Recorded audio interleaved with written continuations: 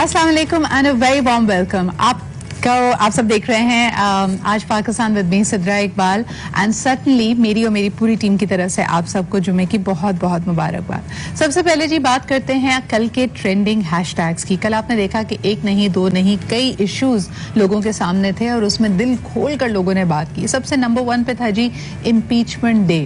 जो लोग president Trump को पसंद नहीं करते उनके लिए काफी खुशी का दिन था, बिकॉज हमने देखा कि एक दफा फिर तमाम ही सिलेक्टेड रिप्रेजेंटेटिव्स ने इस बात के लिए वोटिंग की कि प्रेसिडेंट ट्रंप की इम्पीचमेंट होनी चाहिए। This makes history by the way, यानी पूरी दुनिया में देखा जा रहा है कि प्रेसिडेंट ट्रंप यूएस के वो वाहिद प्रेसिडेंट हैं जिनको एक दफा नहीं 2 दफा उनकी इम्पीचमेंट हो रही है।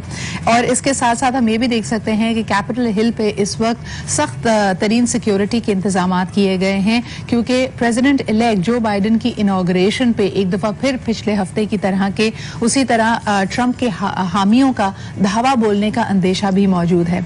इससे पूरी दुनिया में हम देख सकते हैं कि जो डेमोक्रेटिक सिस्टम है यूएस का उसकी सुबकी हुई है और इस वक्त उनके लिए सबसे अहम अपनी इस साख को अपने इस इमेज को बरकरार रखना। तो किस तरह ये सेकेंड टाइम इम्पीचमेंट हिस्ट्री बना रही है और आने वाले दिनों में अमरीकी सियासत में क्या अंदेशे हैं, प्रेसिडेंट जो बाइडेन के लिए क्या मुश्किलात हो सकती हैं और क्या वाकई ये अंदेशा बिल्कुल दुरुस्त है कि एक दफा फिर एक एनार्की एक हंगामा अराई वाली सिचुएशन होगी एट द कैपिटल हिल। आइए दिखाते हैं आपको इस रिपोर्ट में। को बगावत पर उकसाने का इल्जाम। ऐवान नुमाइंदगान ने अमरीकी सदर के खिलाफ दूसरी मर्तबा मुआवजे की मंजूरी दे दी। मुआवजे के हक में 232 वोट आए। डोनाल्ड ट्रंप के 10 साथियों ने भी उनके खिलाफ वोट दिया। अमरीकी सदर सेनेट में ट्रायल का सामना करेंगे। कार्रवाई 20 जनवरी के बाद मुतवक्के है। अमरीकी तारीख में डोनाल्ड ट्रंप 2 बार मुआवजे का सामना करने वाले पहले सदर बन गए। मुख्तलिफ इदारों ने भी ट्रंप से नापसंदीदगी का इजहार किया। न्यूयॉर्क सिटी के स्की रिजॉर्ट ने मुआहदे खत्म करने का ऐलान कर दिया, जबकि ट्विटर के बाद स्नैपचैट अकाउंट भी बंद कर दिया गया। डेमोक्रेट्स रुकन ने शिकागो की 98 मंजिला इमारत से ट्रंप का नाम हटाने का मुतालबा किया। जी जनाब, और अब आपको थोड़ा सा हिस्ट्री में लिए चलते हैं। अगर हम खित्ते की सूरत हाल पे देखें, हमारे सामने है कि हमारे ईस्टर्न और वेस्टर्न बॉर्डर्स पे दोनों ही तरफ कशीदगी है और इसके अलावा मेना में, यानी अगर हम मिडल ईस्ट की तरफ भी देखते हैं वहां पे भी बात की जा रही है नए अलायंसेस बनने की। So what is going to be the diplomatic and the regional future for Pakistan. हम हिस्ट्री में और पाकिस्तान स्टडीज में हमेशा पढ़ते आए हैं कि पाकिस्तान की जो लोकेशन है वो काफी कलीदी है, स्ट्रेटेजिक है और उसका रीजनली बहुत ज्यादा इंपॉर्टेंस है। आपको बताते चले कि नवंबर 2017 में एक ट्राइलैटरल रिलेशंस के ऊपर मीटिंग हुई थी between Pakistan, Azerbaijan and Turkey और ये मीटिंग बाकू में मुनक्किद की गई थी। और अब इसका राउंड 2 हमने देखा कि 13 जनवरी को इस्लामाबाद में मुलाकात होती है पाकिस्तान, अजरबैजान और तुर्की के फॉरेन मिनिस्टर्स की। इसमें काफी अहम मामला को डिस्कस किया गया। पेंडेमिक से रिलेटेड ये साल रहा जिसमें तीनों ही ममालिक ने एक दफा फिर सर जोड़कर बैठे और देखा कि किस तरह इस पेंडेमिक का एक मौसर अंदाज में मुकाबला किया जा सके। On this note I would also like to say कि WHO की तरफ से ये वार्निंग जारी की गई है कि साल 2021 पेंडेमिक के हवाले से, कोविड के हवाले से 2020 से भी ज्यादा सख्त हो सकता है। So these themes are very very relevant. इसके अलावा हम देख सकते हैं कि मुख्तलिफ मौज़ूआत पे गुफ्तगू की गई। हमारे मिनिस्टर शफकत महमूद साहब ने भी एक MOU साइन किया with his counter part from Turkey, जिसमें तालीमी हवाले से और खास तौर पे आला तालीम, हायर एजुकेशन के हवाले से दोनों ममालिक में अंडरस्टैंडिंग डेवलप की जाएगी। कल हमने ये भी देखा कि प्राइम मिनिस्टर इमरान खान साहब की भी इस डेलीगेशन से मुलाकात हुई। बड़े अहम मामलात हैं और इसीलिए कहा जाता है कि पाकिस्तान का जो डिप्लोमेटिक फ्यूचर है that is perhaps more closely connected with euro Asia. और आने वाले दिनों में सेंट्रल एशिया और ईस्टर्न यूरोपियन ममालिक में आप देखेंगे कि पाकिस्तान की तरफ झुकाव भी ज्यादा है और हमारी पेशरफ के वहां पे एक स्ट्रेटेजिक डेप्थ हासिल की जाए, उनसे ट्रेड एंड अदर रिलेशंस को बेहतर बनाया जाए, उस पर बहुत फोकस है।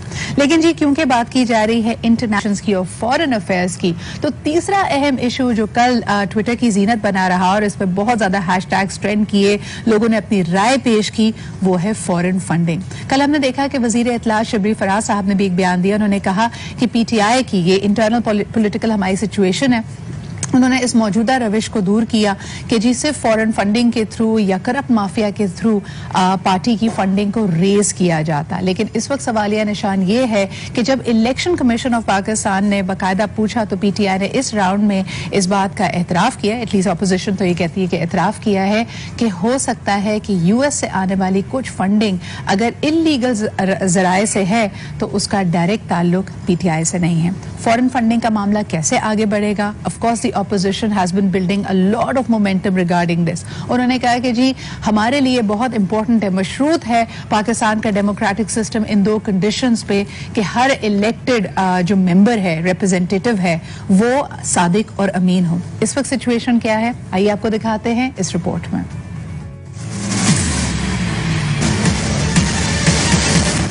अमेरिका से फंड वसूल किया, ये कानूनी था या गैर कानूनी, इसके जिम्मेदार हम नहीं।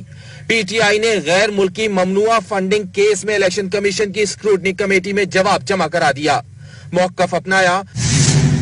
पाकिस्तान तहरीक इंसाफ मुल्क से बाहर फंडिंग के लिए पाकिस्तानियों को एजेंट्स मुकर्रर करती है। पीटीआई एलएलसी भी एक एजेंट है। पार्टी एलएलसी 5975 और एलएलसी 6160 की जानिब से मुंतकिल फंड्स की वसूली की तस्दीक करती है। पार्टी चेयरमैन इमरान खान की दस्तखत करदा हिदायत के मुताबिक एजेंट्स को गैर ममनुआ जराए से फंड्स जमा करने की हिदायत दी गई थी। अगर एजेंट इन हिदायत के बरक्स रकम की तफसीलात पार्टी को फराहम नहीं करता तो पीटीआई मवाद की तस्दीक की जिम्मेदार नहीं है। एजेंट्स ने बयान हल्फी जमा कराया कि उन्होंने फंड इकट्ठा करते वक्त पार्टी की पॉलिसी पर अमल किया। एजेंट्स की जानिब से इकट्ठा किया गया कोई भी काबिल एतराज फंड पार्टी की जानिब से दी गई जिम्मेदारी से हटकर है। पीटीआई इसकी जिम्मेदार नहीं। तमाम फंडिंग पाकिस्तानी निजात अफराद से बैंक के जरिए वसूल की गई। इस मौके पर दरख्वास्त गुजार अकबर एस बाबर ने मौकफ अपनाया कि पीटीआई अमेरिका से गैर कानूनी फंडिंग का इल्जाम अपने एजेंट्स पर आयद कर रही है। पीटीआई का नया मौकफ उस मौकफ के बरक्स है कि उसने अमेरिका से गैर कानूनी फंडिंग वसूल नहीं की। ये बड़ी अहम बात है कि अकाउंटेबिलिटी की जब हम जिक्र करते हैं तो पूरा का पूरा चेन हमारी इसके ऊपर अटेंशन आ जाती है। लेकिन अहम ये है कि हर पार्टी, हर इदारा हर मुमकिना कोशिश करती है इस मामले को, इस पूरे प्रोसेस को ट्रांसपेरेंट बनाने की।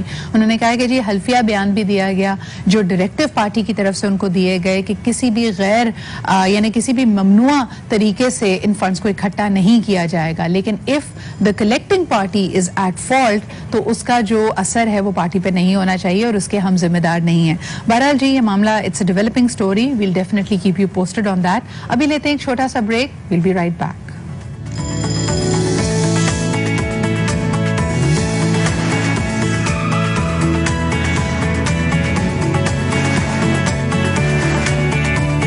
Welcome back. आप देख रहे हैं आज पाकिस्तान। बात जरा करते हैं जी कनेक्टिविटी और एक्सेसिबिलिटी की। साल 2020 ने जहां हमें समाजी दूरी का दर्स दिया और हमारे लिए उसको एक हकीकत बना दिया, उसी तरफ हम ये भी देखते हैं कि the need to be connected और वर्क फ्रॉम होम के लिए आपकी एक्सेसिबिलिटी, आपकी डेटा सर्विसेज, आपकी कॉलिंग फैसिलिटी बहुत अहम हो गई। इसलिए हम बात करेंगे पाकिस्तान के leading provider when it comes to the services Jazz की, जिसके लिए हम आपको बताते चलें कि पूरे पाकिस्तान में when they are the leaders, they have a customer base of about 65 million people. ये किस तरह मुमकिन हुआ? और जो साल 2020 से पहले क्या एक नैरेटिव था कि शायद मार्केट बहुत सैचुरेटेड है, हमारी लाइफ में बैलेंस नहीं है, हम बहुत ज्यादा ऑनलाइन काम कर रहे हैं। We are going to celebrate and perhaps look at the various contributions that Jazz has done. क्योंकि ना सिर्फ ये कंपनी है बल्कि it has changed the way we live, our lifestyles and our approach towards life and our professions as well. So आज हमारे साथ मौजूद है the head of brands and communication at Jazz, Shoaib Ehsan Aftab sahab. So thank you so much Shoaib sahab for being here. It's such a pleasure to have you here and congratulations. 65 million customer base, wow. इस सफर को मैं आपसे कहूंगी कि रिकैप जरूर करें। One of the foremost pioneer players in the Pakistani market, but what were the various phases? Did you ever feel that we have too many people, there are too many players and this would just not be possible? देखिए बिल्कुल आपने सही कहा कि it's a long journey. तो jazz जो है वो काफ़ी ग्रो करके इवॉल्व कर आया है। तो जो basically name of the game जिसको कहते हैं दैट इज़ अबाउट एवोल्यूशन, कि आपने डिपेंडिंग ऑन के मार्केट की रिक्वायरमेंट कैसी है उसके लिहाज से आपने अपनी प्रोडक्ट्स, अपने सर्विसेज को और अपने ब्रांड को किस तरह इवॉल्व किया। तो दैट इज़ व्हाट मैटर्स। तो जब मुल्क को डिजिटल फाइनेंशियल सर्विसेज की ज़रूरत थी, हम उसको सामने लेकर आए। जब उनको कनेक्टिविटी, सिंपल कन्वेंशनल कनेक्टिविटी की ज़रूरत थी, हम वो सामने लेकर आए। Jazz was the first one जिसने SMS इंट्रोड्यूस किया था in Pakistan. That was the first initiative and then everybody followed. उसी तरह फिर then data services came in when it was all about data, the data connectivity needs were increasing. तो then the 3G and the 4G came in and now Jazz is enjoying a leadership position with like you said 65 million और 6.5 करोड़ लोग को का trust जो आपके साथ है कि जी in times of their need Jazz is with them. मुझे ये बताइएगा शोएब साहब, I want to pick your brains about how the world and especially Pakistan has changed in the year 2020. यानी शायद तरक्की याफ्ता ममालिक के लिए ट्रांजिशन कदरे आसान थी because accessibility, connectivity, being online was a given for them. लेकिन हमें रातों रात वॉर फुटिंग की बुनियाद पे ये करना पड़ा। हमने देखा कि suddenly our education was online, suddenly our health care, यानी आप नॉर्मल आपकी जो OPDs थी उसके लिए आप अस्पताल नहीं जा पा रहे थे, आपने ऑनलाइन ही कंसल्ट करना था। तो what was the greatest learning and how was 2020 for you guys? Well, 2020 जो था वो it was a learning, it was definitely, लेकिन it was also about adaptability. True. And the main सबसे important cheese about a brand or a company like Jazz is that कि आप अपने customers को अपनी services किस तरह पहुंचा सकते हैं उनकी need के लिहाज से। तो when we saw कि at the start of 2020 we had many different plans ahead साल के शुरू में, लेकिन all of them changed just because of this global factor of COVID that came in and it changed the entire lifestyle. इसमें हम लोग we were the first ones to bring in work from home communication options to you, to the public and so on. So we had work from home bundles and so on so that उनकी needs आसान हो सके, उनकी connectivity easy हो सके। हमने we started teaching people कि जी how work from home can be your part of new lifestyle. We introduced an element of Jazz Cares कि जी we care about you, we care about our customers and we want to stay we want you to stay connected at all times, whether it is through your conventional means or your digital means. Then the classes, बच्चों को नहीं समझ में आया कि यार हमने online classes कैसे करनी है। These were the things and we went with certain products and services which were specifically meant for the student community. The Jazz Padho का एक प्रोजेक्ट था and so on. So we brought multiple things onto the table and onto the plate for our customers. We also started communicating about confidence building in our customers कि डरना नहीं, बचना है. So these were all multiple initiatives that we went ahead with. We also brought Pakistan का first smartphone की feature smartphone where we wanted customers जिनके पास थोड़ा सा बाइंग पावर थोड़ी सी कम थी and so on, we wanted them to come onto the digital or the 4G bandwagon as well, and we introduced a digit 4G phone to these masses so that they can also work on their online model. अच्छा, ये जिस तरह अब आपका customer base बढ़ रहा है, you've tapped into a slightly different strata altogether. जैसे आपने खुद कहा कि मुतवस्सित तबका है या जिनकी आमदनी कम है उनके लिए भी ये सर्विसेज मुहैया करना, great initiatives. What have been the learnings? खास तौर पे साल 2020 में जब आपने देखा कि उनको फाइनेंशियली भी काफ़ी हिट पड़ी है, we were all sort of coming together and thinking, and then most importantly जो आजकल का hottest in vogue बात है कि you being the largest and the biggest data company in Pakistan, हमारा जो डेटा है, जो कस्टमर्स का डेटा है, ये पैटर्न्स किस तरह पॉइंट कर रहे हैं? देखिए, ये जो कस्टमर्स का डेटा है कि कस्टमर्स क्या कर रहे हैं, this is now basically showing us कि लोगों की डिजिटल नीड्स बहुत बढ़ती जा रही हैं। लोगों का लाइफस्टाइल जो है वो डिजिटल होता जा रहा है। आपको अब एक टेलीकॉम पार्टनर की ज़रूरत नहीं है, आपको एक डिजिटल पार्टनर की ज़रूरत है, क्योंकि आपके लाइफस्टाइल्स जो हैं वो डिजिटल की तरफ शिफ्ट होते जा रहे हैं। आपकी जितनी ज़रूरियात हैं वो डिजिटल होती जा रही हैं। आपको अगर कहीं जाना है, दैट इज़ उसके लिए आपको एक डिजिटल एक्सेस चाहिए। आपको किसी को पैसे भिजवाने हैं तो आपके पास डिजिटल पेमेंट्स का ऑप्शन अवेलेबल है। आपको कोई चीज़ मंगवानी है, कोई शॉपिंग करनी है, किसी को पैसे भिजवाने, these are all part of your digital ecosystem. तो आपका लाइफस्टाइल जो है वो डिजिटल होता जा रहा है, और उसी केस में Jazz wants to be your partner on this digital lifestyle. तो we want to establish that access के अगर आपको if there is any digital need, Jazz is your partner or the best option. Absolutely. And what makes me really happy that this is just not a vision statement. It's just not about कि अच्छा जी ये demand है, ये requirement है, and we are going to come in and provide for that. Jazz has actually contributed in creating that ecosystem as well. जिस तरह के हमने देखा कि Ministry of IT के साथ पार्टनर करते हुए मुल्क भर में जो हम एक नेटवर्क देखते हैं National Incubation Centers का, उसमें भी Jazz has been a partner. So it's just not about facilitating people to be connected, बल्कि हमारे नौजवानों को जब हम कहते हैं कि go into the startup lifestyle, become entrepreneurs, Jazz has truly been a partner in that. So what are some of the learnings there, Shoaib? यानी जो ये incubation centers में आपने देखा हो कि the young people coming up with idea, आप उनके जज्बे और उनकी डेडिकेशन के बारे में क्या कहेंगे? देखिए, एक जो सबसे बड़ा इम्पोर्टेंट फैक्ट है वो ये है कि पाकिस्तान की population constitutes of significant part of youth, और हमारा जो यूथ है ये इनके पास बहुत आइडियाज हैं। They want to do, they want to perform and they want to establish that they can do, they can achieve success अगर उनके पास they have the right means. यही हमारा ब्रांड की फिलॉसफी भी जो है, जो जिसके बेसिस पे हम डिफरेंट कम्युनिकेशंस करते हैं, अपनी डिफरेंट प्रोडक्ट्स और ऑफर्स बनाते हैं और उनको कम्युनिकेट भी करते हैं, उसके पीछे जो है ना यही सोच है कि जैज़ ने वो प्लेटफॉर्म देना है खासकर अपनी यूथ को, जिसके बेसिस पे अपनी जितने ऑब्स्टिकल्स, हर्डल्स होती हैं, मुश्किलात होती हैं, उनको अबूर करके वो परफॉर्म कर सकते हैं, वो सक्सेस अचीव कर सकते हैं। इसी तरह NIC is also part of that initiative, जिसके अंदर हम लोगों ने यूथ को एक प्लेटफॉर्म दिया। And it is not just about giving them a facility, it is about the entire mind set, दो स्किल सेट्स हम उनको ग्रूम करते हैं। We give them suggestion to their or solutions to the problems and so on.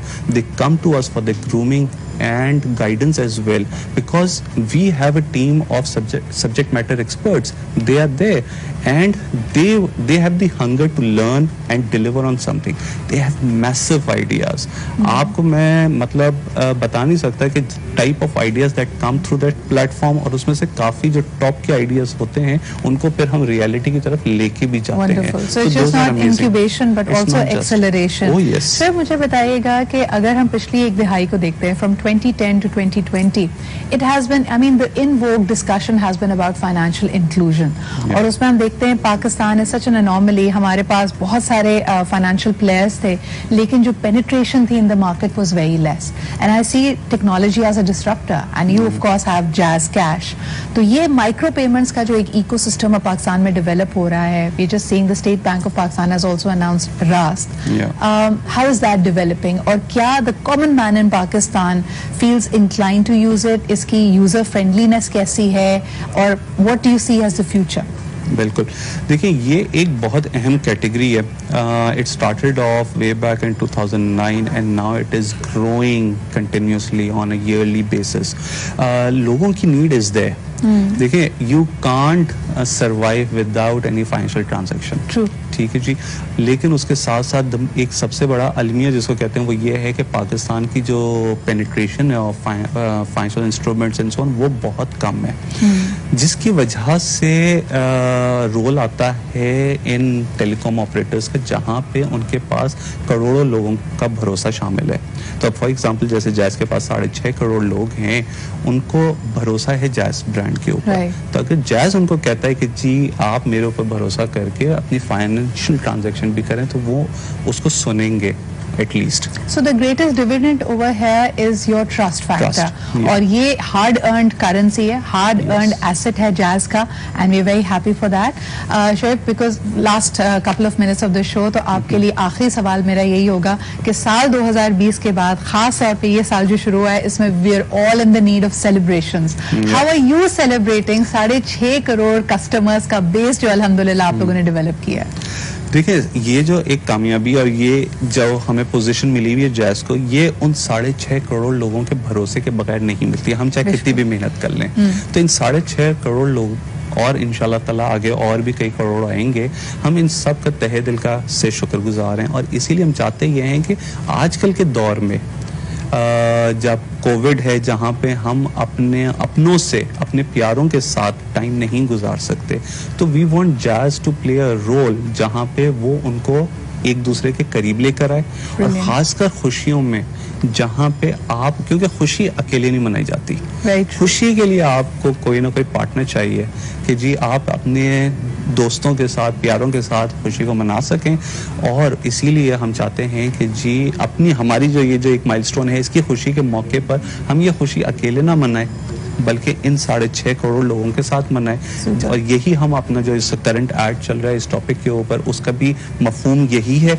और उसके साथ साथ हमने कहा कि अच्छा, हम सिर्फ लोगों को नहीं बताएंगे कि हम खुश हैं, हम लोगों को भी कुछ देंगे। तो उसके लिए हमने किया ये है कि we are giving away free WhatsApp data to anyone who makes a voice call. तो उसमें 650 MB तक रोजाना हर कस्टमर को फ्री व्हाट्सएप डेटा मिल सकता है on any voice call. So the celebrations will continue. बहुत बहुत शुक्रिया शोएब फॉर बीइंग हियर। और वाकई जैसे कहा जाता है, खुशियों को ढूंढना पड़ता है, इसके बहानों को ढूंढना पड़ता है। और अगर आप लकी हैं, अगर आप खुशकिस्मत हैं कि आपको ये मिलती हैं, so please take them seriously and cherish them. और जैज़ अपने तमाम कस्टमर्स को अपने इस माइलस्टोन के लिए दे रहा है फ्री व्हाट्सएप डेटा। तो ना आप सिर्फ बात कर सकते हैं, बल्कि ज्यादा कनेक्टेड फील कर सकते हैं, वीडियो कॉल कर सकते हैं। So let the celebrations continue. बहुत शुक्रिया हमारे साथ मौजूद होने के लिए। लेते जी एक छोटा सा break, will be right back. Good morning. नए दिन का आगाज एक अच्छी सी मुस्कुराहट के साथ। हमें बड़ी रिस्ट्रिक्टिव डाइट खानी है, जितनी हमारी बॉडी की रिक्वायरमेंट है हम उतना ही खाएं, उसको एक्सीड ना करें। आपने देखा कि वर्ल्ड इकोनॉमिक फोरम पे भी हमारे वजीर आजम को बुलाया गया, ये जानने के लिए कि आपने कैसे निपटा। हुकूमत की तरफ से निगोशिएट या बातचीत का मरहला कौन आगे लेके बढ़ सकता है? किस्म के बयान देते हैं कि शायद हुकूमत से और ऑपोजिशन भी करिए, हम हुकूमत से बात नहीं करेंगे। हमने ये देख लिया कि सारे हर जगह गुड एंड बैड लोग होते हैं। This is extremely unreal for America. और ये है आज पाकिस्तान विद सिद्रा इकबाल। इस सफर में बने आप हमारे हम सफर। And welcome back. आप देख रहे हैं आज पाकिस्तान। आज आपका फेवरेट सेगमेंट जिसमें हम बात करते हैं तिब्बे नबवी की और हिदायत लेते हैं इस विजडम से। हमारे साथ मौजूद हैं आगा अब्बास साहब। और आज का टॉपिक बड़ा अहम है, खुसूसन जब हम बात करते हैं सर्दियों की, तो बहुत सारे लोगों के लिए सर्दियों की आमद का मतलब होता है जोड़ों का दर्द। यहाँ तक कि अगर आपको कोई चोट लग जाए, कोई फॉल हो जाए और कहते हैं कि जी आम दूसरे महीनों में चोट लगी थी, लेकिन ये पहली सर्दियां आई हैं तो इसमें तकलीफ का एहसास हो रहा है। तो इस तरह की जो प्रॉब्लम्स हैं उसके लिए आज हम इनकी जरा मदद लेंगे, गाइडेंस लेंगे आगा साहब से। अस्सलाम वालेकुम आगा साहब, बहुत बहुत शुक्रिया वक्त निकालने के लिए। वालेकुम, आपका भी बहुत बहुत शुक्रिया। आगा साहब, कराची वालों के लिए ये बहुत ज्यादा ठंड है। हमने इतनी ठंड नहीं, ये स्पेल कुछ ज्यादा ही हमारे लिए सख्त रहा है। बिस्मिल्लाहिर्रहमानिर्रहीम। आप बिल्कुल बजा फरमा रही हैं कि कराची वाले बहुत अच्छी किस्म की सर्दी इस वक्त देख रहे हैं। और मैं दुआ गो हूँ अपने कराची के शहर के लोगों के लिए, पूरे पाकिस्तान के शहर के लोगों के लिए, कि इस सर्दी में लोग कम से कम बीमार पड़ें, क्योंकि हॉस्पिटल जाना बड़ा मुश्किल है। बिल्कुल आगा साहब, जो नॉर्मली एक हमारी आम इस्तिलाह में हम बात करते हैं, लोगों से सुनते हैं, सर्दियों में अगर आपके जोड़ों में, टांगों में, हाथ पैर में, गर्दन में दर्द हो तो लोग कहते हैं जी हवा लग गई, ठंड लग गई। इसका क्या जाविया है और तिब्बे नबवी की रूह से बताइए कि किस तरह इससे बचा जा सकता है। बिस्मिल्लाहिर्रहमानिर्रहीम। देखिए, अगर हम एहतियाती तदाबीर करें, अब जैसे गुस्ल खाने में जब लोग हम्माम में नहाने के लिए जाते हैं तो सबसे पहले ठंडा पानी खोलते हैं और सर से शुरू कर देते हैं और बहुत नुकसानदेह है, आपके जोड़ों में दर्द पैदा करेगा। सही। उसका तरीक़ेकार ये होता है कि जब आप हम्माम के लिए गए तो सबसे पहले पैरों से पानी को डालना शुरू करें, और वो भी गर्म पानी हो, नीम गर्म पानी हो जो आपके जिस्म बर्दाश्त कर सके। पैरों से गर्म पानी डालना शुरू करें और आहिस्ता आहिस्ता सर तक पहुंचें। कुजा ये कि सर से शुरू करते हैं तो ठंड लग जाती है। अच्छा, जब हम गुस्ल कर चुके हैं उसके बाद वापस थोड़े से ठंडे पानी से अपने दोनों पैरों के पंजों को धो लें। उसके बाद आप जब बैतुल खिला से, हम्माम से गुस्ल करने के बाद जब बाहर निकलें तो सर पे एक कपड़ा बांधकर बाहर निकलें। आपके पूरे जिस्म के जोड़ों में दर्द नहीं होगा। सही। अच्छा, अब चूंकि हमारे मैदे में सर्दी बैठ जाती है सर्दी के ज़माने में, और हम बहुत सारे लोग क्या करते हैं, खाना खाने के बाद ठंडा पानी पीने से परहेज नहीं करते हैं, ठंडा पानी ज़रूर पीते हैं। तो करना ये चाहिए कि सर्दी के मौसम में अगर आप थोड़ी सी अदरक और थोड़ी सी ज़ाफ़रान की 2-3 पत्तियां और थोड़ा सा उसमें आप अदरक के साथ ज़ाफ़रान मिला लें और थोड़ा सा आप सिरका मिला लें। ये मिलाने के बाद, तीनों चीज़ों मिलाने के बाद अगर आप इस्तेमाल करेंगे तो आपको जोड़ों के दर्द की तकलीफ नहीं होगी। अच्छा, इसके अलावा भी एक चीज़ और भी, जैतून के तेल के साथ अगर आप एक्स्ट्रा वर्जन होना चाहिए, उसके साथ सिरके का इस्तेमाल रोटी से थोड़ा सा करेंगे, उससे भी आपको प्रॉब्लम नहीं होगी। अच्छा, जिन लोगों के जोड़ों में दर्द है शदीद, एक सफ़ेद रंग का कपड़ा, पारचा कॉटन का हो, सफ़ेद रंग का कपड़ा हो, उस पर थोड़ा सा शहद लगाएं, शहद असली होना चाहिए, और लगाने के बाद उसको जोड़ों पे बांध लें और दिन भर में 2 टाइम उसको चेंज करें। आप देखेंगे पहले दिन आपके जोड़ों को आराम आना शुरू होगा। इसकी दूसरी तरकीब एक और भी है, मूली के बीज का पाउडर बना लें और उसको भी शहद के साथ मिला के आप अगर उसको बांधेंगे, आपके जोड़ों के दर्द में कमी आ जाएगी। खाने में किसी चीज से आप परहेज का कहेंगे, हम अक्सर जब लोगों को कोई टिप दे रहे होते हैं तो उनको बताते हैं कि ये भी इस्तेमाल कर लें, लेकिन क्या कोई ऐसी चीज़ है, जैसे मिसाल के तौर पे दही की बात की जाती है, क्या शाम के वक्त रात के खाने के साथ दही लेना मुनासिब है? एक तो कंजेशन या कॉफिंग तो वो करता ही है, लेकिन वो भी ठंडी होती है। बिल्कुल, दही का इस्तेमाल कोशिश करें दिन के टाइम पे करें, और शाम के टाइम पे करना भी अगर, तो बहुत सारे लोग उसमें क्या करते हैं कि दही में कुछ ऐसी चीज़ें मिला लेते हैं जिससे और उसकी तासीर सर्द हो जाती है। देखिए, दूध होगा, दही होगा, इसकी तासीर जो है सर्द है। मक्खन आप लेंगी, उसकी तासीर भी सर्द है। अच्छा, मैं एक अभी मुझे याद आया कि हजरत नूह अलैहिस्सलाम के जोड़ों में दर्द उठता था।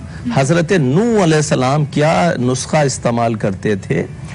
हलीला बलीला आंवला। हलीला बलीला आंवला, ये हम वजन ले लीजिए और इतनी ही मिकदार में शहद।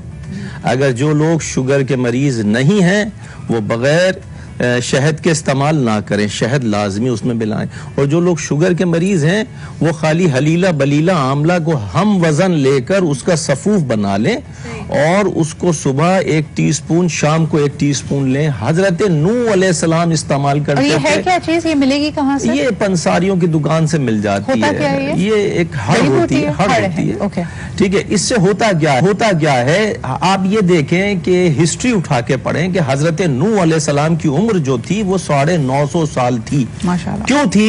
इसलिए कि वो हड्डियों के मजबूत रखने का नुस्खा इस्तेमाल करते थे। जितनी इंसान की हड्डियां और जोड़ मजबूत होंगे उतना इंसान तवीलुल उम्र होगा और सेहत के साथ जिंदगी इंसान गुजारेगा। ज़बरदस्त, बहुत बहुत शुक्रिया आगा साहब, ये बड़ी इंपॉर्टेंट टिप्स थी और उन तमाम लोगों के लिए मेरे ख्याल में बहुत मुफ्त, इन सर्दियों में भी इस तकलीफ से गुजर रहे हैं और आपने ये इस्तेमाल करना है और आगा साहब को दुआ ज़रूर देनी है कि इतनी ज़बरदस्त आपको टिप्स दी हैं। इसी के साथ जी हम बढ़ते हैं एक ब्रेक की तरफ, वापस आएंगे। It will be time for our big discussion. Stay with us and keep watching Aaj Pakistan with me Sidra Iqbal.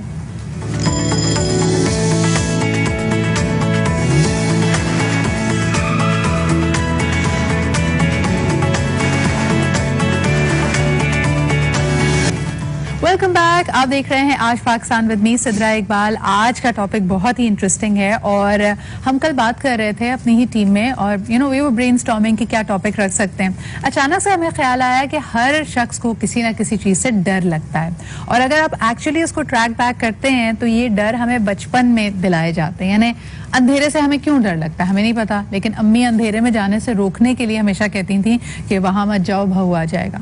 फिर बच्चों को सुलाते हुए आप किसी चीज से डरा रहे होते हैं, कुछ नहीं मिलता तो अब्बू से डरा देते हैं, अब्बू को बता दूंगी, और बच्चा चुपचाप से सीधा हो जाता है और जो काम कर रहा होता है उसको वहीं छोड़ देता है। तो सवाल ये पैदा होता है कि ये डर एक्चुअली बच्चे के अंदर होते हैं या सारे के सारे डर हम माशाल्लाह से डाउनलोड करते हैं। ये सवाल है हम आपसे करना चाहेंगे एंड ऑफ कोर्स उसका नफ्सियाती पहलू भी देखेंगे कि जिन चीज़ों से हमें डर दिलाया जाता है ये खौफ फिर आगे जाके हमारी ज़िंदगियों पे कैसे नज़रअंदाज होता है।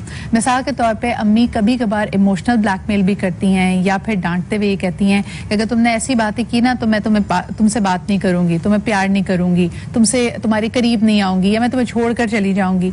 एंड बच्चे के लिए ये काफी ट्रॉमेटाइजिंग होता है और हम ये बात समझे बगैर हम समझते हैं कि ये डिसिप्लिन का, तरबियत का एक हिस्सा है। इस पे जरा आज बात करते हैं। जबरदस्त पैनल है जी मेरे पास, आपकी कॉल्स भी शामिल होंगी, नंबर्स आपकी स्क्रीन पे सामने हैं। फर्स्ट एंड फॉरमोस्ट जी क्लिनिकल साइकोलॉजिस्ट हैं, हमारे साथ मौजूद हैं Wajiha Zafar. She is joining us online. Thank you Wajiha हमारे साथ मौजूद होने के लिए। और हमें कराची स्टूडियोज में बड़े दिन के बाद very dear friend of mine उन्होंने भी ज्वाइन किया, हमारे साथ मौजूद हैं सलमा जफर। अस्सलाम वालेकुम सर। वालेकुम अस्सलाम। क्या हाल चाल? Happy new year. Happy new year. हमारी बिल्कुल मुलाकात नहीं हुई। मुझे लगता है सबसे बड़ा खौफ जो था ना वो साल 2020 का था। मुझे लगता है सलमा जी हमने इतनी एक्सपेक्टेशंस कर ली थी कि जैसे पता नहीं 31 दिसंबर के बाद सारी मुश्किलें खत्म हो जाएंगी। अब 15 दिन गुजर गए, जनवरी के भी कोई खास तब्दीली नहीं आई है। खास तब्दीली नहीं है। यूं लगता था जैसे एक वेव आएगी और हर चीज साफ हो जाएगी। बिल्कुल। तो लेकिन ये है कि ये हमारी सोच ही है और हम इमेजिन ही कर सकते हैं, लेकिन ये कि होप फॉर द बेस्ट। अच्छा सलमा जी, बचपन में जिन चीजों से डर लगता था आज भी उनसे लगता है या किसी कोई ऐसा खौफ था कि जी पहले तो सिद्रा मुझे अंधेरे कमरे में जाने से डर लगता था अब नहीं लगता, ऐसा कुछ हुआ है? नहीं, असल में हर बच्चे की जो परवरिश हो रही होती है ना उसके घर के माहौल के ऊपर डिपेंड करता है। डर था, खौफ था, स्पेशली सेपरेशन एंजाइटी बहुत ज्यादा थी क्योंकि अब्बू बाहर रहते थे, वो जो थोड़े दिनों के लिए आना और मिलकर चले जाना, वो बहरीन में होते थे और अम्मी जॉब करती थी, तो उस वजह से ये सेपरेशन एंजाइटी बहुत होती थी। और फिर खुद ही बड़े हैं हम संभाल रहे हैं। एक डर बहुत ज्यादा जो मुझे अराउंड 7 ईयर के करीब हुआ होगा, मैं ग्रेड 2 में थी, वो डर था कि अम्मी बाहर जाएंगी तो वापस नहीं आएंगी, शायद कुछ हो जाएगा उन्हें। ये जो हादसों से डर है ना, ये नहीं हादसों के अलावा because one of your parent was absent ना, तो आपको वो जैसे बच्चे को कहा जाता है अटैचमेंट स्टाइल्स होते हैं। एक एंशियस अटैचमेंट होती है कि माँ से बहुत अटैच है लेकिन हर वक्त ये खौफ कि माँ कहीं चली जाएगी।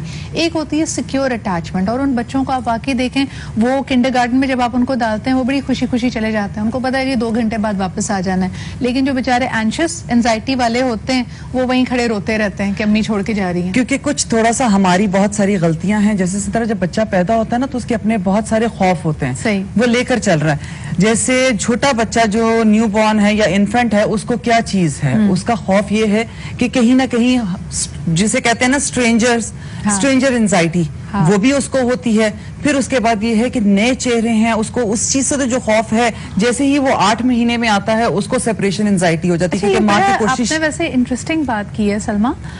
रजिया आपकी तरफ भी लाना चाहूंगी कि कुछ बच्चे वाकई इतने फ्रेंडली होते हैं कि आप उनको एक नई महफिल में लेके जाएं, माँ को भूल जाएंगे, खेलने लगेंगे। कोई बच्चा कोई चुटकी बजा दे, ताली बजा दे, कोई अपनी तरफ कोई बड़ा रागिब करे, फौरी तौर पे हंसेंगे, घुलेंगे, मिलेंगे।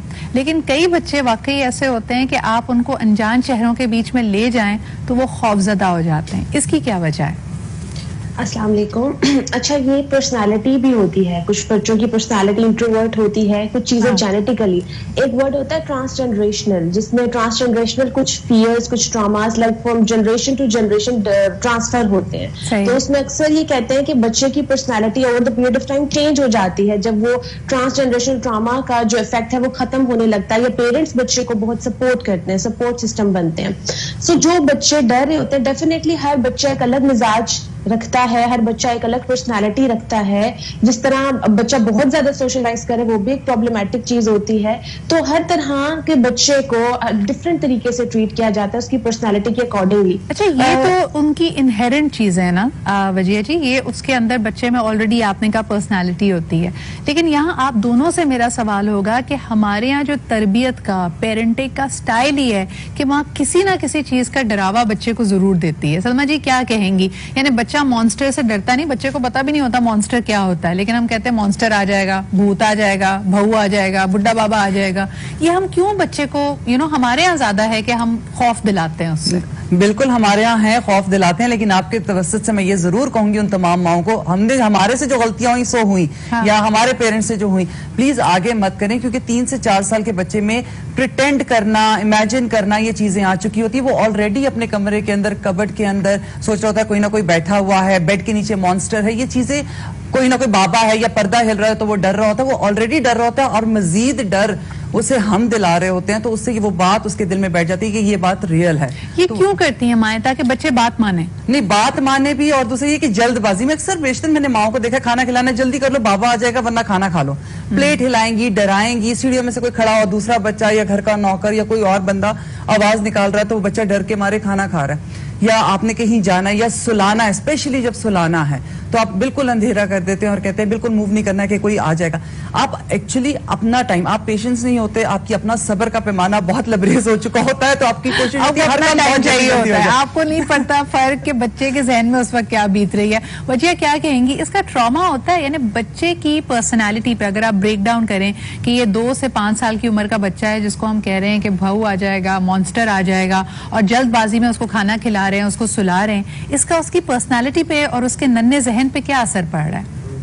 बिल्कुल, बच्चा जो है वो रियलिटी के साथ नहीं उस चीज को कर पाता और वही उसकी रियलिटी बन जाती है जो उसको बताया जाता है। तो जब बच्चे के माइंड में इस तरह के डर और बहुत सारी चीजें डाल दी जाती हैं तो वो बड़े होने तक उसकी रियलिटी ही रहती है, वो फिर ट्रांसफर हो जाती है उसके अनकॉन्शियस लेवल, उसको पता ही नहीं होता उसको डर लग रहा है, वो फिगर आउट नहीं कर पाता कि मुझे डर क्यों लग रहा है। वो बचपन में डाले गए डर होते हैं, वो बड़े होकर बहुत ज्यादा एंजाइटी बच्चे को होना शुरू हो जाती है। अक्सर आप देखते हैं कि कुछ लोग ये रिपोर्ट करते हैं शाम के बाद हमें अजीब सी कैफियत हम पे हो जाती है क्योंकि हमने बच्चे को डराया होता है, शाम के टाइम जिन होते हैं। इस तरह आप जितना बच्चे को कॉन्शियस होकर कोई चीज समझाते हैं बच्चा उतना अच्छा अंडरस्टैंड करता है और वो उस टाइम के लिहाज से उसकी लर्निंग अच्छी हो जाती है। लेकिन आप जल्दबाजी में उस लर्निंग को जितना ज्यादा खराब करते हैं वो उसकी सारी जिंदगी के लिए उसकी पर्सनालिटी पे एक छाप रह जाती है। अच्छा, एक चीज मुझे बताइएगा, एक बल्कि कॉलर हमारे साथ है, पहले उनसे बात करते हैं, फिर इंसेक्ट्स का यानी जो कीड़े मकोड़ों से बच्चे डरते हैं इसके बारे में भी बात करेंगे। हेलो जी, अस्सलाम वालेकुम। हेलो, अस्सलाम वालेकुम, मैं कराची से अली बात कर रहा हूँ। जी अली, क्या कहेंगे?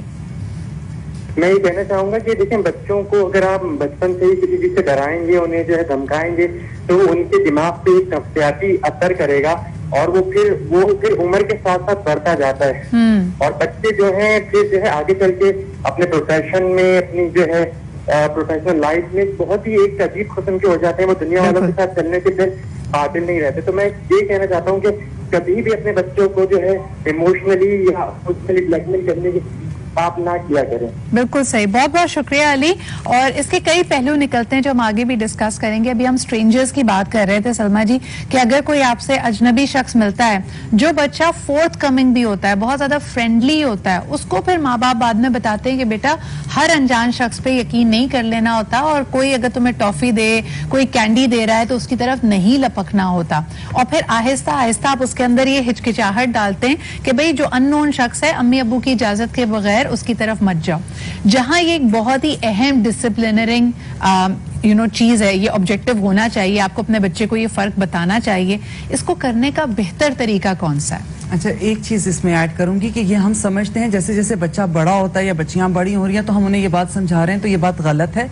ये कुदरती तौर पे उनके अंदर ये चीज पाई जाती है। जैसे 8 महीने का बच्चा होगा, 5 महीने का बच्चा होगा, वो फेजेस देखे, फिर किसी का नया चेहरा देखेगा ना तो वो घबरा जाएगा और हमें समझ में नहीं आती ये रो क्यों रहा है, क्रैंकी क्यों रहा है। इवन ये कि 8 महीने का बच्चा जब गर्दन मोड़ता है तो पीछे माँ बाप को ढूंढ रहा होता है। तो वो चेहरा जो उसके साथ ज्यादा फेमिलियर है, जो लम्स उसके साथ ज्यादा अटैच है वो उसके साथ, वो उसको देखता है और वहां सिक्योर फील करता है। वहां तो हम कह देते हैं आप भी देखें हमारा बच्चा, आप भी देखें, और उसे बजाय आहिस्ता आहिस्ता यूज टू करने के हर एक की गोद में दे देते हैं। वो कभी इस चीज को जज ही नहीं कर पाता। और फिर अचानक जैसे ही बच्चा बड़ा होता है, जरा स्कूल गोइंग होता है, तो आप उसे कहते हैं कि हर किसी का हाथ नहीं लगना चाहिए, टॉफी नहीं लेनी चाहिए, तो वो खुद भी परेशान होता है कि अम्मा अब्बा करके रहे हैं मेरे साथ। क्या कंफ्यूजन है, मिलना है कि नहीं मिलना। लेकिन एक बात ये जरूर कहूंगी, अब चीजें बहुत बदल गई हैं। 2021 में एटलीस्ट ये इनिशिएटिव ले लीजिए कि हमने अपने बच्चे को, देखिए बहुत क्लोज रिलेशन होता है, माँ बाप के बाद आपके दादा दादी हैं, नाना नानी हैं, मामू हैं, चचा हैं, यही रिश्ते हैं।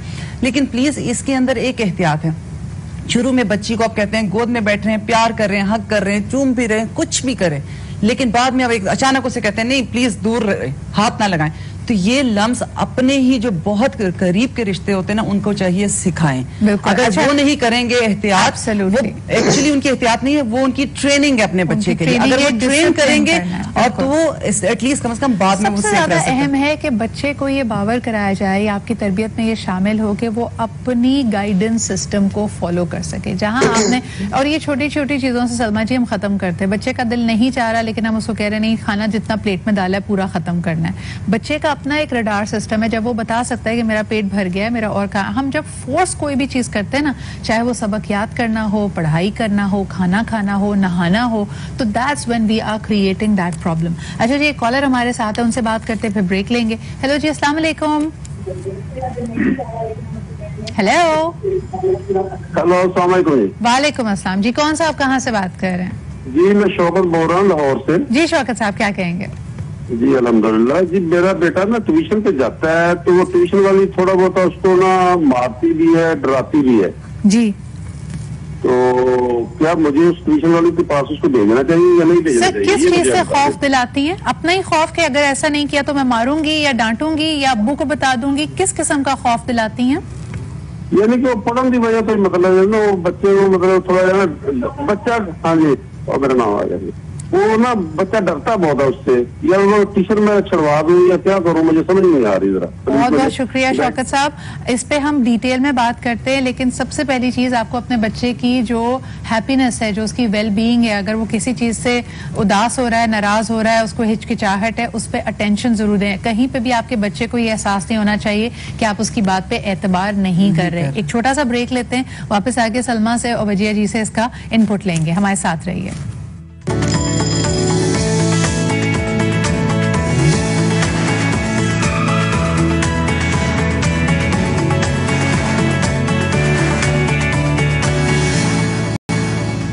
Welcome back. आप देख रहे हैं आज पाकिस्तान, बात कर रहे हैं जी फियर्स एंड फोबियाज की, और बच्चे दोनों तरफ से माशाल्लाह खेलते हैं। ब्रेक पे जाने से पहले हमारे कॉलर ने पूछा कि बच्चा आके कह रहा है कि ट्यूशन टीचर से उसको डर लगता है, वो बहुत डांटती डपटती हैं, जिस चीज का भी खौफ दिलाती हैं, तो उनको क्या करना चाहिए? वजह जी, पहले आप इस सवाल का जवाब दें कि बच्चा अगर आके बता रहा है कि टीचर डराती हैं, उनसे डर लगता है या हिचकिचा रहा है, तो पेरेंट्स को क्या करना चाहिए? अच्छा, ये अक्सर स्कूल्स और ट्यूशंस में देखा गया है। ये तो कुछ जगहों पे चीज सामने आ जाती है और कुछ जगहों पे सामने नहीं आती। स्टेप लेने से पहले ये बहुत जरूरी है कि अपने बच्चे के साथ इस चीज पे पहले काम करें, बिकॉज वहाँ तो जो टीचर हैं उनके साथ तो डेफिनेटली कम्युनिकेशन करनी चाहिए, बिकॉज वो जैसे मेंशन कर रहे थे कि छोड़ दें, तो कोई भी स्टेप इस तरह से लेने से पहले आप पहले उसके सोल्यूशंस की तरफ आए। This is not a solution, ठीक है, कि आप चीजों को एंड कर दें, ये सोल्यूशन नहीं होता। पहले आप टीचर से भी कम्युनिकेट करें, दूसरा बच्चे के साथ भी बात करें। बच्चे के साथ बात करने का तरीका ये होता है, आप ये चेक करते हैं कि बच्चे को एक्चुअली वो क्या फियर है, वो किस चीज से डरा रही है और बच्चे का वीक पॉइंट क्या चीज बन रही है, ये बहुत जरूरी होता है फिगर आउट करें। उसके बाद दूसरा पॉइंट ये होता है कि आप टीचर से बात करें और उनको ये मेंशन करें कि दिस इज समथिंग जो एक्सेप्टेबल नहीं है।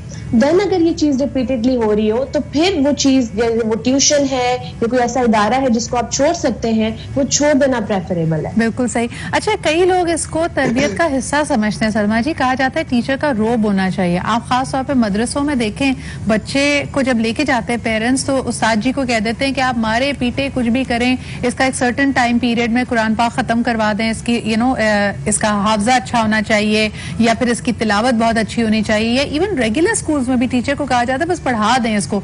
अपने बच्चे को बहुत अच्छा समझते हैं या बहुत अच्छी तरह जानते हैं कि कितना शरारती है, कितना मुश्किल हो सकता है, क्या कहेंगी आप? सारे सेंटेंस में आपने खुद ही जवाब दे दिया कि क्या आप अपने बच्चे को अच्छा समझते हैं, अच्छी तरह से आपका इतना टाइम उसके साथ स्पेंड होता है, और आप बता बता सकते हैं कि ये काम आपका बच्चा कर सकता है या नहीं कर सकता, कितना वो शरारती है। होता क्या है कि हमारे जहन में एक वो जो मुहावरा है ना, लातों के भूत बातों से नहीं मानते, वो कहीं ना कहीं हमने सिर्फ वो बच्चों के लिए रख लिया हुआ शायद, कि इनको जब तक मार पड़ेगी नहीं, डंडे के जोर पे है, ये डंडे के पीर हैं। हाँ। तो जब तक इनको पड़ेगी नहीं तब तक ये बैठकर काम नहीं करेंगे। पढ़ाई शायद बहुत इंपॉर्टेंट है, तो हम ये रिलेशन जो है माँ बाप का उसके साथ बनने ना दें, बस पढ़ाई होनी चाहिए। लेकिन सलमा जी, एक जो पूरी पाकिस्तान में डरावा होता है, सारे बच्चों का सबसे बड़ा खौफ होता है जब पेरेंट टीचर मीटिंग होने वाली होती है, और उस वक्त तो ऐसा लगता है कि ग्लोबल कॉन्फ्रेंस ऑफ गीबत होने वाली है, ऑफ बेइज्जती होने वाली है, क्योंकि माएँ 2 दिन पहले से कहना शुरू कर देती है कि तुमने ये जो बात नहीं मानी है ना, और घर में तुम बदतमीजी करते हुए मेरी बात नहीं सुनते हो, ये मैंने जाके टीचर को बता देनी है। ये जो शेमिंग एंड गिल्ट है जो बच्चों के साथ करते हैं, उनको डराते हैं, ये सही है आपके ख्याल में? वैसे सारी माएँ करती हैं? नहीं करती, सारी माएँ हैं, और इवन ये कि टीचर्स भी करती हैं कि आपकी पेरेंट टीचर मीटिंग आ रही है, मैं आपके पेरेंट्स से बात करूंगी, ठीक है। तो वो सारी चीजें, क्योंकि माँ बाप ने सारे घर के अंदर बैठ के बात करनी है और कॉन्स्टेंटली बार बार बोलना है, ताना पड़ते रहना है, और इसी तरह जब घर की प्रॉब्लम्स है वो माँ आके बता देगी टीचर को, तो वो और शर्मिंदगी है, क्योंकि बाज़ औक़ात तो टीचर भी क्लासरूम के अंदर खड़े होकर बात कर लेती हैं, तुम तो घर में भी ऐसे करते हो। हाँ। तो ये बड़ी ज्यादा गलत चीज है। लेकिन एक बात मैं बता दूं, आप बच्चे के साथ जितना मर्जी कर लें, वो पूरी एक साइंस है और वो आपको भी माशाल्लाह इन बातों से लग रहा है कि बच्चे की कोई इज्जत नफ्स नहीं होती। आप टीचर भी कह देती है, उसको माँ भी कह देती है कि तुम तो पता है तुम क्या हो। मैं एक बात कहूँ, बड़े होके ना हम पहला लफ्ज क्या सिखाते हैं अपने लिए? इज्जत नफ्स होनी चाहिए हर इंसान के अंदर। हाँ। जो हम पहले ही बहुत अच्छी तरह कुचल के खत्म कर चुके होते हैं। तो ये अब हमारे अंदर, हमारे ऊपर है कि हम क्या करना चाहते हैं। और मुझे एक बात नहीं समझ में इसी तरह, मेरा बच्चा गलती कर रहा है या मेरे बच्चे में प्रॉब्लम आ रही है, तो टीचर क्यों ठीक करेगी खाली? हाँ। पहली बात, और मुझे किसी के डर की जरूरत है, या जिन आ जाएगा या बहू आ जाएगा या टीचर को बता दूंगी या सबके सामने बेइज्जती कर दूंगी, क्यों? मैं कुछ नहीं कर सकती डायरेक्टली अपने बच्चे के लिए। मेरा बच्चा सबसे ज्यादा मुझे अटैच है, मेरे साथ। और एक कॉलर भी हमारे साथ है सलमा जी, उनसे भी बात करते हैं, we'll take it forward. Hello जी, अस्सलाम वालेकुम। वालेकुम अस्सलाम मैम, इम्तियाज पाकिस्तानी है आपके साथ। क्या हाल चाल है इम्तियाज साहब, क्या कहेंगे इस डर, खौफ और डरावे के ऊपर? 2-3 बातें अर्ज करूंगा। सबसे पहले तो ये, खिलाओ सोने का निवाला, देखो शेर की निगाह से। हाँ। तो ये फार्मूला होना चाहिए। और रहेगी बच्चों पे के, अच्छा मैम एक इम्पोर्टेंट बात आपके चैनल के तवज्जो से कहता हूँ कि मैंने बहुत सारे मदारिस में देखा है कि वहाँ बच्चों को बड़े बुरे तरीके से मारा पीटा जाता है। तो इसके लिए भी आप लोग कोई प्रोग्राम जरूर पर जरूर कीजिएगा। और बात यह है कि बच्चों के साथ अगर अच्छा रखना है अपने आप को और सारा कुछ मामला सही रखना है, तो बच्चों को अपना दोस्त समझे। अच्छा, बिल्कुल सही कह रहे हैं साहब, लेकिन फिर सवाल ये होता है कि मारना पीटना तो बिल्कुल भी सही नहीं है, लेकिन बच्चे को डिसिप्लिन करने के लिए जो एक हम कहते हैं ना सजा, अगर माँ बाप खामोश हो जाएं, साइलेंट ट्रीटमेंट दें, वो इमोशनल ट्रॉमा है। अगर मारे पीटें वो गलत बात है। सबके सामने अगर डांट डपट कर दें, बेइज्जती कर दें, वो गलत बात है। तो फिर सवाल ये पैदा होता है वजिया कि सही तरीका बच्चे को उसकी गलती का एहसास दिलाने के लिए, सजा देने के लिए क्या हो सकता है? कई लोग ये बार बार कहते हैं जी प्यार से समझाएं। जब बच्चे प्यार से ना समझ रहे हों तो उनको टाइम आउट, या अगर वो टेंटम थ्रो कर रहा है तो बच्चे को सजा कैसे दें या उसको कैसे बताएं कि ये चीज गलत है? अच्छा, मैं इसी पॉइंट से लिंक एक बड़ी इंपॉर्टेंट बात बताती हूँ कि बेसिकली साइकोलॉजी में वर्ड यूज करते हैं रेनफोर्समेंट, जिसमें बच्चे, अभी हम यही बात कर रहे हैं कि कोई काम निकलवाना है तो उसको डरा दिया या उसको लालच दे दी।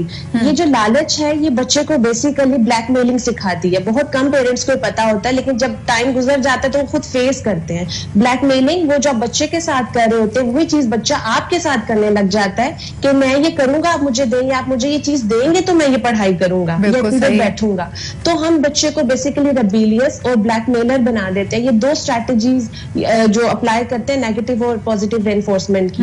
अब जहां तक डराने की या बच्चे को पनिशमेंट देने की बात है तो पनिशमेंट रिक्वायर होती है, बट पनिशमेंट की मतलब हरगिज नहीं होता कि बच्चे को आप इनडायरेक्टली दें। आप बच्चे को क्लियर करते हैं कि तुमने ये चीज की तो तुम्हें इस चीज की पनिशमेंट मिलेगी, लेकिन वो बहुत स्पेसिफिक होती है। पेरेंट्स क्या करते हैं, पूरे दिन में हर चीज पे पनिशमेंट दे रहे होते हैं, तो बच्चा जो है उस चीज को लर्न कर रहा होता है। वो ये नहीं समझ रहा होता कि मेरी गलती कहाँ है, वो ये देख रहा होता है मैंने अगली बार ये चीज अप्लाई कैसे करनी है पेरेंट्स पे। तो पेरेंट्स ट्रिकी नहीं होते, पेरेंट्स बहुत लापरवाही में और जल्दबाजी में। सजा कैसे दी जाए वजीर जी, क्या करें? बच्चे को कॉर्नर में जिस तरह कहा जाता था, कोने में कान पकड़ के खड़ा करा देते थे, पहले जमाने में मुर्गा बना देते थे, या हमारे स्कूल में होता था हमारी टीचर कहती थी 100 दफा लिख के लाओ, I will not make noise in the class again. क्या किया जाए, पनिशमेंट क्या होनी चाहिए? आजकल के बच्चे कम्युनिकेटिव हैं।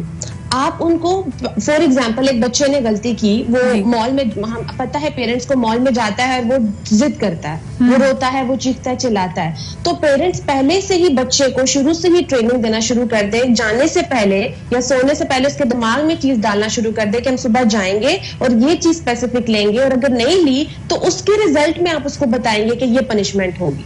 ठीक है। यहाँ क्या होता है कि आप जब मॉल में जाते हैं, बच्चा चीख रहा होता है, तब उसको कह रहे होते हैं कि मैं ये भी नहीं दूंगा, ये भी नहीं करूंगा, मतलब ऑन द स्पॉट हैंडलिंग कर रहे होते हैं। उस वक्त एक शाउटिंग मैच शुरू हो जाता है। बिल्कुल सही कह रही है सलमा जी। यही सवाल आपसे, अप्रोप्रिएट पनिशमेंट क्या हो सकती है? एक 10 साल से कम उम्र बच्चा है, आपकी बात नहीं सुन रहा, इमोशनली ब्लैकमेल नहीं हो रहा, मॉन्स्टर से ना डराएं, मारे पीटे ना, डांटे डपटे ना, तो क्या करें? एक बात जरूर कहूंगी, ये जो हम लोग कहते हैं ना ग्राउंड कर देना, ये मतलब सबसे वर्स्ट किस्म की पनिशमेंट है बच्चे को। और उसमें ग्राउंड करने का क्या, कमरे में बंद कर दिया, कजन्स आए तो नहीं बैठेगा बीच में, और आप उसे कहेंगे बस बुक्स ले लें, वहां बैठा रहे, स्टोरी बुक्स पढ़ता ले, लेकिन कमरे से बाहर नहीं निकलेगा। इसी तरह कॉर्नर पे खड़ा कर देना, सबके सामने कॉर्नर पे खड़ा है बच्चा। मुझे लगता है जो क्योंकि मैं अपने तजर्बे से बात करूंगी, तो मैंने एक ही पनिशमेंट बच्चों को दी है जो हमें मिली थी, हमने आगे दी है। वो ये थी कि ये मेरी चादर या मेरा घर का दुपट्टा होता था, मुझे आज तक समझ में नहीं है इसमें बात क्या है। मैं अक्सर अपने बच्चों से पूछती इसमें स्टोरी क्या है, तो मैं उसको एक कॉर्नर पकड़ा देती थी। कोई बात होती थी, कोई बदतमीजी होती थी, कोई, मैं कहा ठीक है, ओके, चलो आओ ये पकड़ लो। जब मैं ये कॉर्नर पकड़ती थी तो वो चीखते, नहीं मामा ये नहीं। और हालांकि इसको पकड़ाने का मेरा मतलब सिर्फ क्या होता था, बेटा आप कहीं नहीं जा रहे, मैं आपको कहीं कॉर्नर में खड़ा नहीं, कि जो बात करनी है सिर्फ मुझसे करनी है, आप मेरे करीब रहेंगे क्योंकि मैं आपसे सबसे ज्यादा प्यार कर रही हूँ। तो वो ये इतना करीब रहना ना उस टाइम बड़ा एंजाइटी देता था कि सारे कजिन्स बैठे और मामा ने कहा कि बस ये मेरा दुपट्टा। लेकिन हमारे यहाँ आमतौर पे जो पनिशमेंट्स ऐसे दी जाती हैं, एक आपने बच्चे की कुर्सी कोने में रख दी और कहा कि वहां पे बैठ जाओ, टाइम आउट हेल्प करता है, स्पेशली अगर बच्चा बहुत ज्यादा अग्रेसिव हो रहा हो, चीख रहा चिल्ला रहा हो, तो उसको आप मौका देते हैं कि वो अपने इमोशंस को थोड़ा काम डाउन कर ले। लेकिन किसी बंद कमरे में, अंधेरे कमरे में, स्टोर में बंद कर देना, वो उसको मजीद खौफ दिलाएगा, ये बिल्कुल ना कीजिए। इसके अलावा जी जो भी उसकी फेवरेट चीज होती है, उसका फेवरेट टॉय होता है या फिर उसका वीडियो गेम होता है, आप वो लेके भी कहते हैं कि पनिशमेंट ये है, इसमें कोई तुम्हें फिजिकली हार्म नहीं हो रहा, कोई तुम्हारी शेमिंग नहीं हो रही, लेकिन ये जो तुम्हारी महबूब तरीन चीज है ये तुम्हें नहीं मिलेगी। तो इस तरह की चीजें भी लोग अपनाते हैं। कॉलर्स भी हमारे साथ हैं, वापस आएंगे। तो जी जो हमारा एक टॉपिक रह गया था कि बच्चों को जो इंसेक्ट से, कीड़े मकोड़ों से, कॉकरोच से या किसी कुत्ते बिल्ली से डर लगता है, तब क्या करना चाहिए? कॉलर से बात करते हैं जी। हेलो, अस्सलाम वालेकुम। वालेकुम अस्सलाम जी, कौन साहिबा कहाँ से बात कर रही हैं? मैं शाजिया बात कर रही हूँ कराची से। जी शाजिया जी, शाजिया जी आपकी आवाज आ रही है, फरमाइए। जी, मैं आपका ये टॉपिक देख रही थी, मुझे बहुत अच्छा लगा कि इस पे बात हो रही थी। तो अभी आपके एक्सपर्ट जो बात कर रहे हैं उसको मैं सुन रही थी, तो मुझे लगा कि मुझे भी कुछ बोलना चाहिए इस पे। मैं भी एक टीचर रही हूँ काफी अर्से तक, तो उसमें यह है कि एक चीज तो यहाँ पर आप लोग हाईलाइट कर रहे थे कि बच्चों को किसी का खौफ नहीं दिलाना कि मैंने आपके टीचर को जाके बता देना है। तो मैं खुद भी माँ हूँ और मैं भी अपने बच्चों के साथ ऐसा करती हूँ कि मैं, आपने ये नहीं किया ना या आप ये कर रही हो तो मैं आपकी टीचर को बता दूंगी। तो इसका रीजन सिर्फ ये नहीं होता कि मेरे बच्चे अपने टीचर से डर रहे हैं, बल्कि इसका रीजन एक ये भी होता है कि आपकी पर्सनैलिटी है, आपका एक इमेज है जो आपकी टीचर्स पर है, और वो इमेज खराब हो सकता है। तो हम अल्लाह की तरफ भी अगर देखें ना, तो अल्लाह भी हमें बगैर किसी चीज की इबादत नहीं दे रहा, वो कह रहा है इसके बदले तुम्हें जन्नत मिलेगी, ठीक है ना। तो हम अगर ऐसा कुछ कहते हैं कि तुम्हें देखो ये मिलेगा, ऐसा करो तो ऐसा मिलेगा, तो कोई बुरी बात नहीं है। ये एक अचीवमेंट है, ये गिफ्ट है जो अल्लाह भी दे रहा है। आप हर काम के पीछे कुछ ना कुछ मिल रहा है। शाज़ी जी बिल्कुल आप सही कह रही हैं। उसमें होता है ये, जैसे बच्चे को ये रियलाइजेशन भी होती है कि जो आपकी डिफरेंट शेड्स ऑफ पर्सनालिटी है, यानी घर में आप बड़े खुले डुले, आप जवाब भी दे रहे हैं, आप ऊंचा भी बोल रहे हैं, आप रो भी रहे हैं, आप जिद भी कर रहे हैं, लेकिन बच्चे को ये बात बड़ी जल्दी समझ में आ जाती है कि स्कूल में वो ये सब कुछ नहीं कर सकता। वहां की वो अथॉरिटी को, वहां के रूल्स एंड रेगुलेशंस को बड़ा अच्छा फॉलो कर रहा होता है। तो माँ एक तरह से बड़ी पोलाइटली उसको याद दिला रही होती है कि वो जो तुम अपने बेस्ट बिहेवियर पे होते हो, वैसे ही बिहेवियर घर में भी रखो, वरना ये जो तुम घर में कर रहे हो हम वहां पे जाके बता देंगे असल में तुम क्या करते हो और असल में हमें क्या झेलना पड़ता है। Thank you so much Shazia ji for giving us a call. एक छोटा सा ब्रेक लेते हैं, विल बी राइट बैक।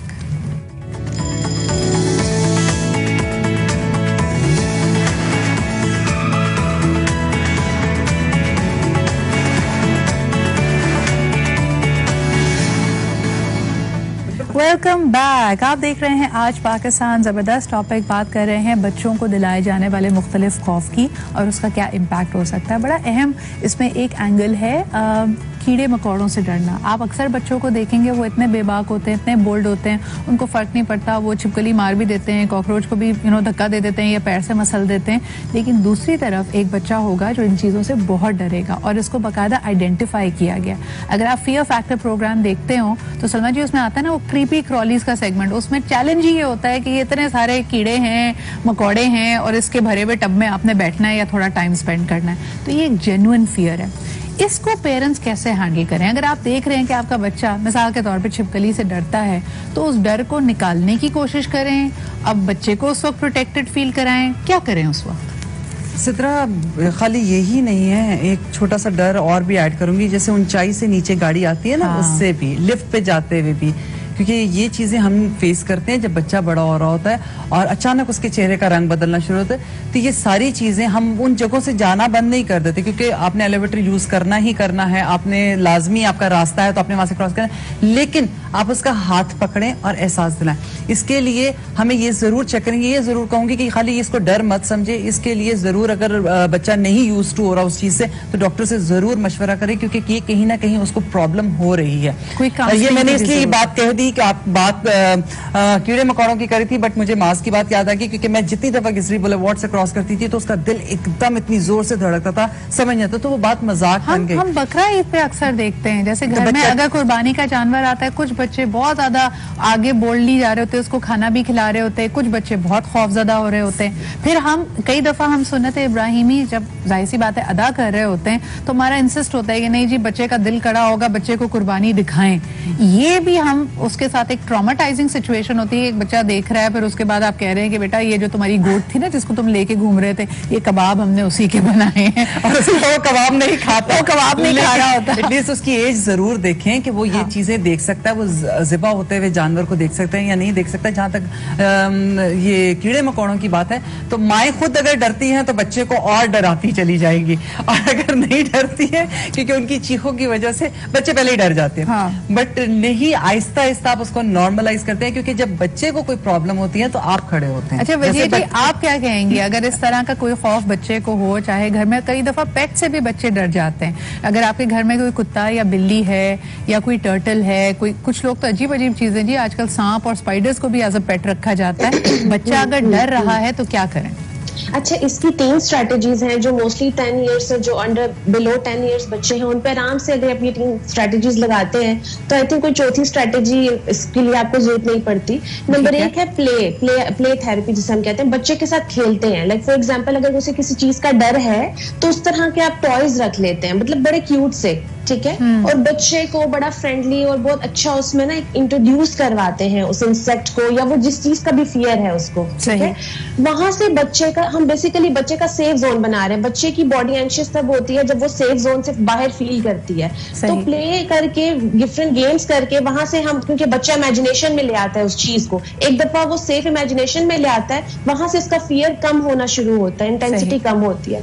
दूसरा होता है मेटाफर्स यूज करते हैं पॉजिटिवली, जैसे हमने भूत का मेटाफर नेगेटिवली यूज किया, डर बैठ गया। इसी तरह इंसेक्ट के कोई भी ऐसा फियर है हम उसका पॉजिटिव इमेज ब्रेन को इंट्रोड्यूस करवाते हैं बातों बातों में, वहां से बच्चे का वो डर बैठना शुरू हो जाता है मोस्टली रात को सोने से पहले। एक और जो लास्टली जो मेन चीज है, बच्चे के साथ हम कम्युनिकेट करते हुए बच्चे को बहुत सारी चीजें बताते हैं, ठीक है। जैसे फॉर एग्जांपल आप उसी चीज का जो जिस चीज का डर है उसी को बड़े प्यार से उस चीज को अपनी लाइफ में अपनी स्टोरी टेलिंग में, लाइक मेरे साथ ही हुआ और अच्छा एक्सपीरियंस बेशक क्रिएट करें।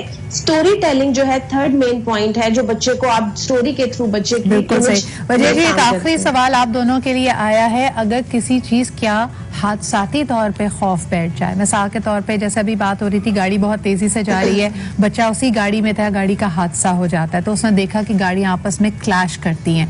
फिर इसी तरह अगर सी साइड पे या किसी लेक पे या स्विमिंग पूल में आप बच्चे को लेके गए और बच्चे का गोता लग जाता है तो उसने एक तरह से ड्राउनिंग की एक फीलिंग को, एक हेल्पलेसनेस को अगर उसने फेस किया है, या मिसाल के तौर पे कोई गर्म चीज को हाथ लगा लिया तो उसका हाथ जलाए और उसको एकदम से डर लगने लगा है, इन डरों के लिए, इन खौफ के लिए हम क्या कर सकते हैं? Very quickly Salma ji, if you would like to take it up.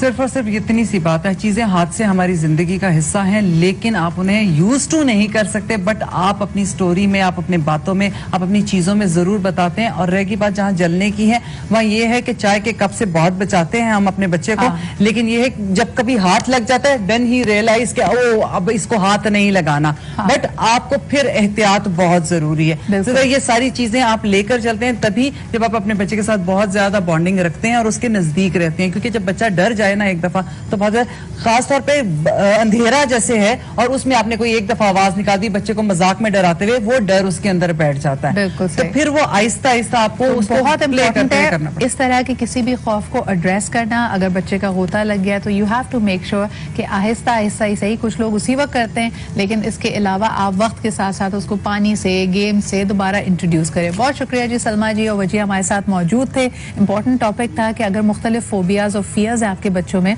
उसको आप एड्रेस कैसे करें। इसी के साथ मुझे इजाजत दीजिए, पीर के रोज आपसे फिर मुलाकात होगी। अपना बहुत ख्याल रखें। खुदा हाफिज।